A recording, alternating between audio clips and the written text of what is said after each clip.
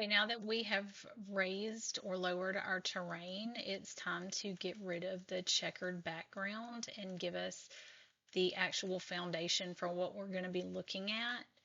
So the way that we do this is we go back over here to terrain and we click on paint texture and then edit terrain layers, and we're going to create a layer. And when you click on create layer, we're going to go down and click on, let's click on this green. And here it is.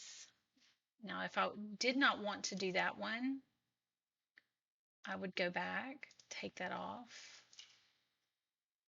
go back to edit terrain layers, create layer.